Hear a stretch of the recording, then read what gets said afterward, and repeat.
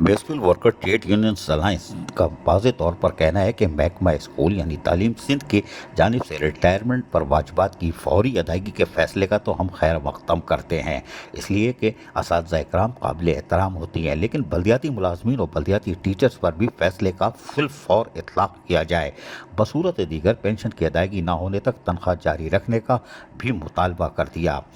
कराची के बल्दियाती इदारों की नुमाइंदा यूनियन के इत्तेहाद म्यूनसिपल वर्कर ट्रेड अलायंस के तर्जुमान ने हुकूमत सिंध के महकमा तालीम की जानिब से इधर रिटायर हो मुलाजिम और दूसरी तरफ वाजबात की अदायगी का प्रोग्राम का खैर मकदम किया कि ये यकीनी तौर पर खुशहाली की शाहरा पर गामजन करने के, ताकि रिटायर होने के बाद कोई मफलूस ना हो, यानी इलाज मालजे से किसी चीज़ से महरूम ना हो, क्योंकि तनख्वाह बंद हो जाती है। तो इस फैसले पर जो महकमा तालीम सिंध के टीचरों के साथ हो रहा है, इसको हम खुश आइंदा करार देते हैं, लेकिन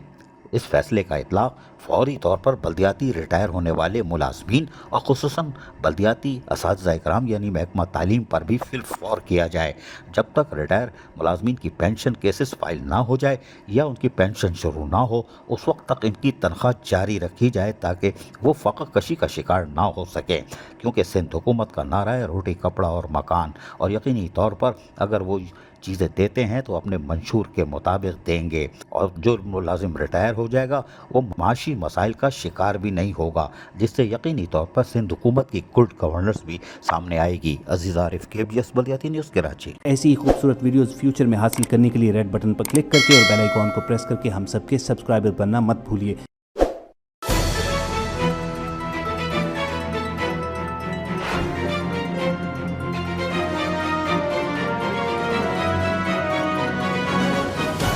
KBS बल्दियाती न्यूज़।